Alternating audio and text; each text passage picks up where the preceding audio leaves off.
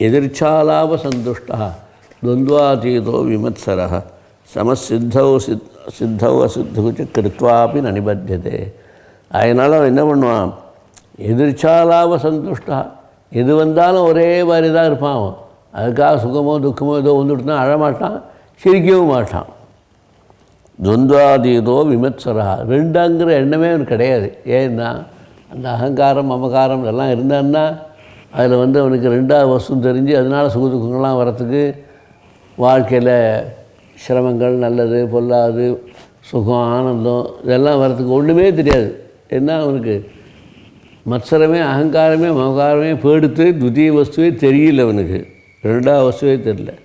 சமசித்தௌ அசித்தௌச்ச, எந்த காரியம் பலித்தாலும் எந்த காரியம் பலிக்கினாலும் எல்லாம் ஒன்றா தான் அவனுக்கு தெரியுமே தவிர இது பலிச்சது அது பலிச்சதுன்னு அவனுக்கு தெரியாது. ஏன்னா ரெண்டாவது வஸ்துவே தெரியலையே அவனுக்கு. துத்திய வஸ்து அனுபவத்தை தெரிஞ்சிருக்குமே ஆனால் அந்த துத்திய வஸ்து மூலமாக அவன் சுகமோ துக்கமோ அனுபவமோ ஏதோ ஒன்று வரணும். ஒன்று வராது தன் சுரூபத்தை நானே நினச்சிருக்கான்னா எங்கேயும் சுகம் வரும் எங்கேயும் துக்கம் வரும், ஆனந்தம் ஒன்று தான் மிஞ்சிருக்குமே தவிர வேறு ஒன்றும் இருக்காது. கிருத்வாபி நனிபத்தியதே, எவ்வளோ வேலை செஞ்சாலும் அவனு பந்தமே வராது. யார் ஒருத்தன் தன்னுடைய கடமையாக நினைத்து கொண்டு பலனில் ஆசைப்படாமல் கருமாக்களை செய்கிறானோ அவன் எவ்வளோ வேலை செஞ்சாலும் அவனுக்கு பந்தமே உபதிரமே வராது, ஆனந்தமாக எப்போது இருந்துகிட்டே இருப்பான். கதசங்கஸ்ய முக்தஸ்ய ஞான அவஸ்தித சேதசா யஜ்ஞா ஆசரத கர்ம சமக்ரம் பிரவிலீயதே. அதனால் எவனுக்கு மனசுலேருந்து ஆசையெல்லாம் போயிடுத்தோ எப்பொழுதும் ஞானஸ்திதியிலேயே இருந்துட்டுருப்பானே தவிர வேறு ஸ்திதியில் இருக்க மாட்டான்.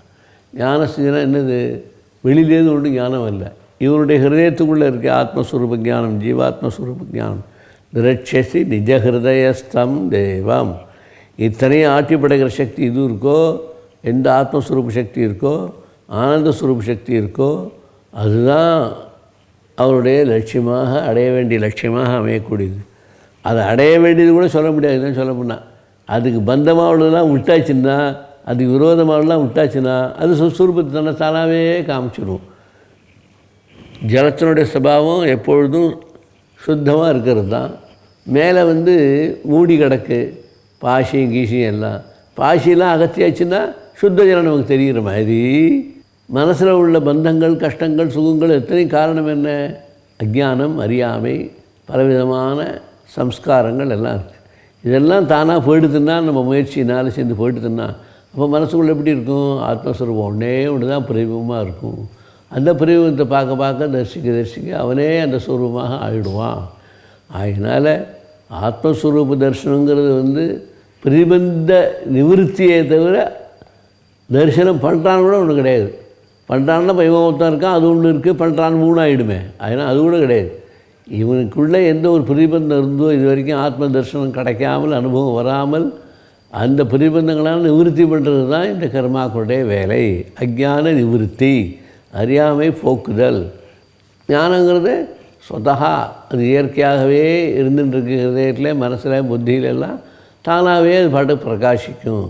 அதனால் பிரயத்தனம் முழுக்க எதுக்குடான்னா ஞானத்துக்காக பிரவருத்தி இல்லை, அஜ்ஞானத்தை போக்கடிக்கு தான் பயிற்சி. அஜ்ஞானம் அஜ்ஞானுடைய காரியங்கள் இவைகள்லாம் போக்கடிச்சு அந்த சம்ஸ்காரங்கள்லாம் போயிடுத்துன்னா தானாக மனசு சுத்தமாகிடுறது, க்ளீனாக இருக்குது, பவித்திரமாக இருக்குது, புனிதமாக இருக்குது. எல்லா பிரிவும் இதில் தோணும்.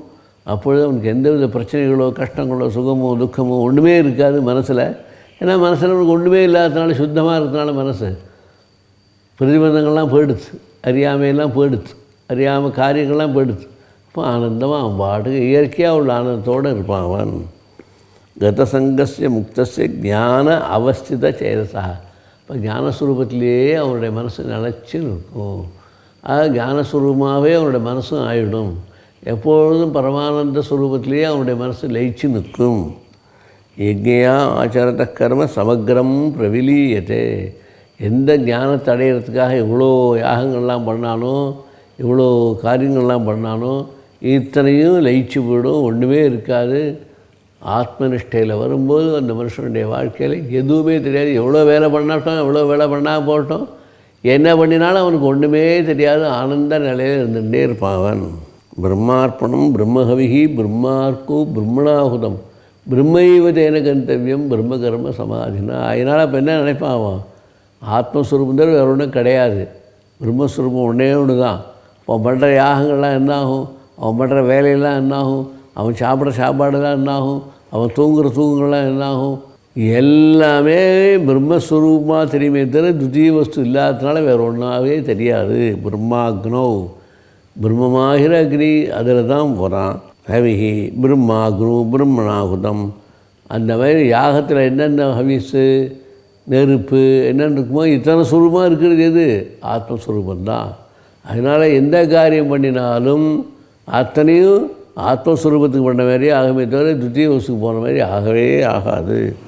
பிரம்மார்ப்பணம் பிரம்மஹவிஹி பிரம்மாக்னு பிரம்மணாகுதம் பிரம்மைவ தேன கந்தவியம் பிரம்மகர்ம சமாதினா. ஏன்? அவன் பிரம்மகர்ம சுரூபத்திலேயே உட்காந்துருக்கிறதுனால அவனுக்கு இன்னொரு லோகத்துக்கு போகணும், அந்த லோகத்துக்கு போகணும், இந்த லோகத்துக்கு வரணும், அங்கே போகணும், இங்கே போகணும், சொர்க்கம் இருக்கும், நரகம் கிடைக்கும், இதெல்லாம் ஒன்றுமே கிடையாது. ஒரே பிரம்மனிஷ்டையாக இருந்து ஆத்மானந்தமாக இருந்துக்கிண்டு அதிலே இருந்துன்றப்பான். அந்த மனிதனுடைய மனசு புத்தி கித்தி எல்லாம் அதிலே லயிச்சு போயிடும். எத்தனை வேலை செஞ்சாலுமே அத்தனை வேலைக்கு பலன் இல்லாமல் செய்கிறதுனால உறுப்புகள் அதனுடைய கடமையை செய்ய தானாக செய்கிற மாதிரி கண் பார்க்கும், அதை பார்க்கும், காது பார்க்கும், எல்லாம் செய்யும். ஆனால் அதனுடைய கடமை செய்தாக்குமே தவிர ஆசையோடு அபிமானத்தோடு ஒன்று பார்க்குறங்கிறது கிடையவே கிடையாது. நாமெல்லாம் ஆசையோடையும் அபிமானத்தோடையும் நாம் எல்லாத்தையும் பார்க்குறோம். அந்த ஞான நிஷ்டையில் போனவனுக்கு ஆசை அபிமானம் ஒன்றுமே இல்லாமல், ஆனால் அதே நேரத்தில் கண்ணாலையும் மூக்காலையும் வாயாலையும் பார்த்துட்டே இருக்குது எல்லாத்தையும். தெய்வமேவ அபரே யஜ்யம் யோகின பர்யுபாசதே பிரம்மாக்னு அபரே யஜ்யம் யஜ்யே நெய்வ உபஜிக்வதி. சில பேர் தேவதைகளை வச்சு ஹோமம் பண்ணுறா, சில பேர் யோகிகள்லாம் தியானம் பண்ணி உபாசனை பண்ணுறா, சில பேர் பிரம்மஸ்வரூபத்தையே நினச்சிட்டு அதே யாகம் பண்ணி அதே தியானமாக நினச்சிட்டு அதே ஆத்மஸ்வரூபம் பண்ணுறவாளும் இருக்கா. எப்படி இருந்தாலும் இன்னும் சில பேர் எப்படி இருக்கா, ஸ்ரோத்ராணி இந்திரியாணி அன்னி. சில பேர் கண்ணை மூடிண்டு, காதை மூடிண்டு, வாயை மூடிண்டு, உறுப்புகள்லாம் அடக்கிண்டு தியானம் பண்ணிட்டு அந்த ஞானாக்னியில் அவா இருக்கா. சில பேர் சப்தங்கள்லாம் கூட காதால் கேட்கக்கூடாது அப்படின்னு காதெல்லாம் பொத்திக்கிண்டு உட்காந்துருக்கா.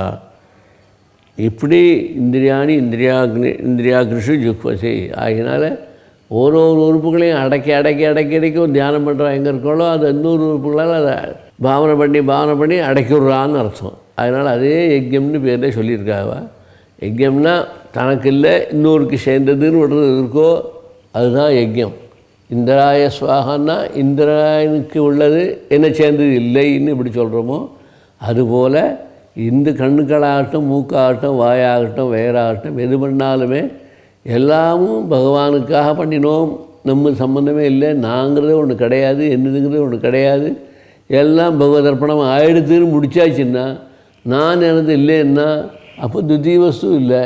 துத்திய ரெண்டாவது வஸ்து இல்லாத போது எதை பற்றி எதை நினைக்கக்கூடிய மனசு புத்தி இதெல்லாம் எதை பற்றி நினைக்கிறது வாய்ப்பே கிடையாது. ஒரே சச்சிதானந்த ஆனந்த ஸ்வரூபமாக அப்படியே இருந்துகிட்ருப்பான். சர்வாணி இந்திரிய கர்மாணி பிராணகர்மாணிச்ச அபரே ஆத்மசம்பந்தம் யோகாக்னு துக்வதி ஞான தீபித்தே. அதனால் எந்த ஒரு ஞான தீபத்தில் உட்கார்ந்துருக்கானவன் அந்த ஞான தீபத்தில் உட்கார்ந்துருக்கவன் என்ன தியானம் பண்ணாலும் எந்த ஸ்வரூபத்தை நினச்சிருந்தாலும் எல்லாம் ஞானஸ்வரூபத்தோடு மாத்திரம் வருமே தவிர சர்வாணி இந்திரிய கர்மாணி எல்லா இந்திரியங்களுடைய கர்மாக்கள் பிராணகர்மாக்கள் ஆத்மசம்பந்தம் யோகாக்னு மனசும் புத்தியும் அந்தக்கரணமும் எல்லாம் ஒன்றா சேர்ந்து அந்த ஞானஸ்வரூபத்திலேயே லயிச்சு போச்சுன்னா இத்தனை உறுப்புகளால் செய்யக்கூடிய அத்தனை வேலைகளும் அந்த ஞான நிஷ்டைக்கு போயிடுது, ஆத்ம நிஷ்டைக்கு போயிடுது. ஆத்மாவிலேயே மனசு லயிச்சு அப்படியே உட்காந்துருக்க மாதிரி ஆறதே தவிர அவன் பலத்தில் ஆசைப்பட்டு எந்த கர்மாக்களும் பண்ணலை. பலம் இருக்குன்னு தெரியாதவனுக்கு, தான் இருக்கேங்கன்னு தெரியாதவனுக்கு ஆத்மஸ்வரூபமாகவே அவனே ஆகி ஆனந்தஸ்வரூபமாகவே அவனே ஆகி அப்படியே இருந்துருப்பான் அவன். திரவியஜ்ஞா தபோயஜ்ஞா யோகயஜ்ஞா ததா அபரே சுவாத்தியாயஜ்ஞாச்ச யதயா சம்சிதவிரதா. பலதன்சான யஜ்யங்கள் உலகத்தில் இருக்குது அப்படிங்கிறார். யாகங்கள்லாம் பண்ணுறோம், வேதத்தை சொல்லினால சொர்க்க காமோ விஜயதா, சொர்க்கத்தில் விருப்பம் உள்ளோம், சோம யாகம் பண்ணு அப்படிலாம் சொல்கிறோம். அப்போ அதுக்கு என்ன பண்ணுறோம்? நெய், ஆஜ்யம், வஸ்துக்கள் எல்லா பொருள்களையும் எடுத்து ஹோம திரவியங்கள்லாம் எடுத்து ஹோமத்துக்குள்ளே போடும். திரவிய யஜ்ஞா. சில பேர் என்ன பண்ணுறா, தபோ யஜ்ஞம், தபஸே யஜ்யமே நினச்சிக்கிட்டு மனசெல்லாம் நிறுத்தி கட்டுப்படுத்திட்டு அப்படியே தியான நிஷ்டையில் இருக்கா. யோக யஜ்ஞம், சில பேர் யோகாசனம்லாம் பண்ணி யோகாசனம் மூலம் மனசை நிலை நிறுத்தி புத்தியை நிலை நிறுத்தி அது மூலம் சில பேர் பண்ணுறா. சுவாத்தியான ஞான யஜ்ஞாச்ச. சில பேர் தனக்கு என்ன வேதங்கள் படிச்சிருக்குமோ, என்ன சாஸ்திரங்கள் படிச்சிருக்குமோ அதை விடாமல் பண்ணிகிட்டே இருக்கணும். அதை விட்டாச்சுன்னா தோஷம், அதனால் அதை விடாமல் பண்ணிருக்கோன்னு சொல்லி ஆசையோ அபிமானமோ ஒன்றும் இல்லாமல் கேவலம் தன்னுடைய வாழ்க்கையில் நடத்த வேண்டிய அத்தியன கர்மங்களை மாத்திரம் பண்ணிட்டு அப்படியே உட்காந்துருப்பாளே தவிர வேறு ஒன்றுமே பண்ண மாட்டான். பலத்தையும் ஆசைப்படாதவா, அதனால் பலமும் வராது. அப்படியே தியானம் பண்ணிட்டு உட்காந்துட்டே இருப்பாவா. எத்தையாக சம்சிதம் விரதாக. இப்படி பல பேர்கள் உறுப்புகளெல்லாம் அடக்கி கொண்டு பல காரியங்களை செய்கிறவெல்லாம் நிறையா இருக்கா. அபானே ஜுஹ்வதி பிராணம் பிராணே அபானம் ததாபரே பிராணாபான கதிருத்தா பிராணாயாம பராயணா. ஒரு உறுப்புகளையும் அடுத்ததில் உறுப்புகளை சேர்த்து விட்டுருவா. அபானே ஜுஹ்வதி பிராணம், அபானத்தில் போய் பிராணத்தை லயிக்க வச்சுருவா. பிராணே அபானம் ததாபரே, பிராணத்தில் அபானம் மற்றதெல்லாம் அதெல்லாம் அடங்கிடும். பிராணாபான கதிருத்வா, அந்த பிராணத்தையும் அபானத்தையும் சேர்த்து வச்சு பிராணாயாமம் பண்ணும்போது கெட்டியாக நிறுத்திட்டோம்னாக்க பிராணாயாம பராயணா. பிராணாயாம இடத்துலையே எப்பொழுதும் உட்காந்துட்டு இப்படி 5 வாட்டி இழுத்து 10 வாட்டி நிறுத்தி 15 வாட்டி விட்டுவிடணும். ராம் ராம் ராம் ராம் 5 வாட்டி, ராம் ராம் ராம் 10 வாட்டி, ராம் ராம் ராம் சொல்லி 15 வாட்டி. இது விட்டு விட்டு பழக்கமாயிட்டோம்னா நமக்கு பிராணாயாமம் சித்திக்கிறது. அப்போ பிராணாயாம பராயணாக, அதிலேயே நம்ம உட்காந்து வாழ்க்கையை நடத்த இந்த சம்சார சம்பந்தமாக உள்ள அத்தனை துர்வாசனைகளும் இந்த பிராணாயாமம் மூலமாக எல்லாம் வெளியில் ஏறி காற்று போல் அப்படியே பஞ்சு போல் பறந்து போடும்ல. அப்போ மனசு சமாதானம் ஆகி சம்ஸ்காரமே இல்லாமல் சுத்த மனசாக ஆகி ஆனந்த மனசாக ஆகிவிடும். அப்புறே நீதாகாராக பிராணான் பிராணேஷு பஷ்யதி சர்வேப்பியதே யஜ்ஞவிதா யஜ்ஞக்ஷபித கல்மஷா. இன்னும் சில பேர் நியத ஆகாராக ரொம்ப கட்டுப்பாடோடு ஆகாரம் சாப்பிடணும் அப்படி உட்கார்ந்துருக்கான். பிராணான் பிராணேஷ் ஜிஹ்வதி, பிராணன்லேயே பிராணனை யஹோம் பண்ணுற மாதிரி பாவனை பண்ணிட்டு சர்வேப்பியதே யஜ்ஞவிதா யஜ்ஞக்ஷபித கல்மஷா. யார் எப்படி இருந்தாலும் கர்மாக்களை பண்ணிகிட்டே இருக்கலாம், பலத்தில் எதிர்பார்க்காமல் இருக்கணும், ஆசையும் இருக்கக்கூடாது, அகங்காரம் இருக்கக்கூடாது, நான் தான் பண்ணேது அந்த எண்ணங்கள் எல்லாம் யார் ஒருத்தன் இருப்பாளோ அவள் எல்லாருமே யாகம் பண்ணத்துக்கு சமானம். யஜ்ஞக்ஷபித கல்மஷாக, ஞான யஜ்யத்தினால் வாழலாம், சகல விதமான பாபங்களையும் போக்கிக் கொண்டவாள். அதனால் ஞான யஜ்யம் அடையிறதுக்கு 2-3 வழி இருக்குது. ஒன்று கண்ணை காதை மூடிக்கிட்டு தியானம் பண்ணுறது ஒன்று, இன்னொன்று யோகாபியாசம் மூலமாக எக்ஸசைஸ் எல்லாம் பண்ணி யோகங்கள்லாம் பண்ணி பிராணாயாமம் பண்ணி மனசெல்லாம் நிலைநிறுத்தி எல்லாம் பண்ணி அப்படி பண்ணுறது ஒரு வழி இருக்குது. விசாரம் பண்ணி ஞானம் எது அஜ்ஞானம் எது விசாரம் பண்ணி பண்ணி பண்ணி விசாரம் மூலமாக கடைசியாக முடிகிறதுன்னோ அந்த ஆத்மஸ்வரூபம் தான் அடையிறதுன்னு அதுவும் ஒரு வழி இருக்குது. எல்லாத்தையும் காட்டிலும் சுலபமான வழி என்னென்னா, நீ எல்லா கர்மாக்களையும் பண்ணிகிட்டே இரு, ஆனால் ஃபலத்தை பகவான்கிட்ட கொடுத்துடு. அந்த வழி ரொம்ப சுலபமான வழியாக நமக்கு தோணும், ஆனால் செய்ய மாட்டோம். எல்லாருக்கும் ஆசை சுலபமான வழி, ஆனால் செய்கிறது மனசு வர எனக்கு அது வேணும் இது வேணும் இது வேணும் இது வேணும். சுவாமிகிட்ட போனாலும் எங்கே போனாலும் கேட்டுட்டே இருப்பேன் தவிர எனக்கு ஒன்று வேண்டாம் பெருமாளே, உன் இஷ்டப்படி நான் நடத்திக்கோ, எல்லா பலத்தையும் குட்டியை ஒப்பிச்சுட்டே சொல்கிறேன். யாரானா 1000 தான் இருப்பான், வேறு யாரும் இருக்க மாட்டான். அதனால் இப்படிப்பட்ட நல்ல காரியங்கள் யார் ஒருத்தன் பண்ணிட்டே இருக்கானோ அவன் பண்ணுற யஜ்யங்களை பண்ணினா என்ன ஒரு புண்ணியமோ, யாகங்களை பண்ணால் என்ன புண்ணியமோ, அந்த மாதிரி இவனும் யஜ்ஞக்ஷபித கல்மஷாக. இப்படிப்பட்ட ஞான யஜ்யங்கள் மூலமாக இந்த கர்மாக்களை பண்ண பண்ண பண்ண பண்ண அந்த கர்மாவனுடைய பலனாக இவனுக்கு ஒன்றும் ஒட்டாமல் அது ஞானாக்னியாக எரிக்கப்பட்டு போயிடும். இவன் ஆத்மனிஷ்டனை இருந்துன்னு ஆனந்தத்தையும் சந்தோஷத்தையும் பிரம்மானத்தையும் அனுபவிச்சுட்டே இருப்பான் என்பது 2-3 சாதனங்கள் மூலமாக அடைய வேண்டிய விஷயத்தை பற்றி சொன்னார். யஜ்ஞக்ஷபித கல்மஷாக யஜ்ஞசிஷ்டாசன அமிர்தபூஜா யாந்தி பிரம்ம சனாதனம் நாயம் லோகோ அஸ்தி அயஜ்ஞஸ்ய குதோ அந்நிய குரு சத்தம. அதனால் இப்படிப்பட்ட யஜ்ஞம் யார் ஒருத்தன் பண்ணுறானோ அவனை காட்டிலும் பாக்கியவான் யாரும் கிடையாது. அவன் தன் கர்மாக்களெல்லாம் பண்ணி பகவத் அர்ப்பணம் பண்ணிட்டான்னா அவன் எதை சாப்பிட்றான்னா அமிர்த பூஜா, பிறக்காத நிலை உள்ள ஒரு நிலையை அவன் அடைஞ்சி ஞானத்தையும் மோட்சத்தையும் அடைவான். அதனால் எத்தனை தினசான யாகங்கள் பண்ணாலும் யஜ்யங்கள் பண்ணாலும் யோகங்கள் பண்ணாலும் விசாரம் பண்ணினாலும் ஆத்ம சிந்தனைகள் பண்ணாலும் எந்த பண்ணாலும் எல்லாத்துக்கும் சேர்ந்து ஒரே ஒரு இது பலத்தில் ஆசைப்படாமல் பகவதர்ப்பணம் பண்ணிட்டு யார் பண்ணுறானோ அவன் தான் எல்லாத்தையும் காட்டிலும் ஒசந்தவன். அப்படிப்பட்ட நிலையை நம்முடைய மனத்திற்கு பக்குவத்தை வரவழைச்சு கொண்டு அந்த நிலையை நாமெல்லாம் உருவாக்கினோமானால் நமக்கு பகவத் சங்கல்பம்லாம் ஒரு நிமிஷம் நமக்கு கிடச்சிடும். எனக்கு இதெல்லாம் பலம் வேணும் கூட கேட்கக்கூடாது, எல்லா பலனையும் உங்கள்கிட்ட கொடுத்தாச்சு, இனிமேல் அதுக்குள்ளே ரிசல்ட்டு கொடுக்க வேண்டியது பலனை கொடுக்க வேண்டியது ஒம்பொறுப்பு அப்படின்ட்டோன்னா நம்ம எந்த இடத்துல இருந்தாலும் அதனுடைய பலமாக ஆனந்தமாக இரண்டற்றதான ஆனந்த நிலையிலையும் சாந்தியும் சந்தோஷத்தையும் அடைய முடியும். கர்மபலத்தை தியாகம் பண்ணுறது தான் ரொம்ப முக்கியமானது அப்படிங்கிறத பகவான் நிறைய சொல்கிறார். ஏன்னா இவன் சத்திரியம், இவன் யுத்தம் பண்ணால் தான் பலம் கிடைக்கும். அந்த பலத்தை வச்சுக்கிட்டு இவன் ராஜ்யத்தை அடையிறான், அங்கே போகிறீங்கன்னா திருப்பி பந்தத்தை மாட்டிப்பான். அதனால் அதெல்லாம் கூடாதுங்கிறதுனால நமக்கெல்லாம் சேர்த்து வச்சுக்கிறது சொல்கிறதுனால, இந்த காலத்தில் கலியுகத்துலேயும் இருக்க மனுஷாளுக்கெல்லாம் சேர்ந்து சொல்கிறதுனால வேலையை பண்ணு, பலத்தை பகவான்கிட்ட ஒப்பி, அதனால் அவனுக்கு எல்லா நன்மைகளும் கிடைக்கும் அப்படிங்கிறான். ஏவம் பகுவிதா யஜ்ஞாः விததாக பிரம்மணோ முகே கர்மஜான் விதிதான் சர்வான் ஏதே ஜாத்வா விமோட்சே. அதனால் கர்மாவனால் வரக்கூடிய பல தினசான யாக யஜ்யங்கள்லாம் நிறைய இருக்குது. வாஜபேய யாகத்துலேருந்து சோம யாகத்துலேருந்து ஏகப்பட்ட யாகங்கள்லாம் இருக்குது. நம்ம வீட்டில் செய்கிற சாப்பாட்லேருந்து தூக்குற வரைக்கும் என்னென்னோட அதுவும் ஒரு யஜ்யம் மாதிரியே இருக்குது. இத்தனையும் சேர்ந்து நம்ம நம்மளுடைய கடமை என்ற எண்ணத்தோடு அந்த காரியங்களை செஞ்சுட்டு பலத்தை பகவதர்ப்பணம் பண்ணுறதுக்கு அதை காட்டிலும் வசந்து ஒன்றும் கிடையாது.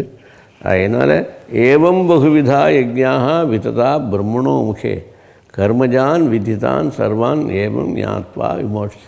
அதனால் எல்லா கர்மாக்களையும் விடாமல் நன்னாக பண்ணு, ஆனால் பலத்தை ஒன்றையும் ஆசைப்படாத. அப்படி நீ பண்ணிட்டேன்னா அதை காட்டிலும் உனக்கு மோட்சத்தை கொடுக்கக்கூடிய வழி வேறு ஒன்றுமே கிடையாது. அதுதான் வசந்த மோட்சத்தையே நமக்கு கொடுத்து நல்ல ஞானத்தையும் அறிவையும் கொடுத்து பிறவில்லாத பெரும் பேற்றையும் கொடுக்கக்கூடிய அளவுக்கு ஆகும் அது.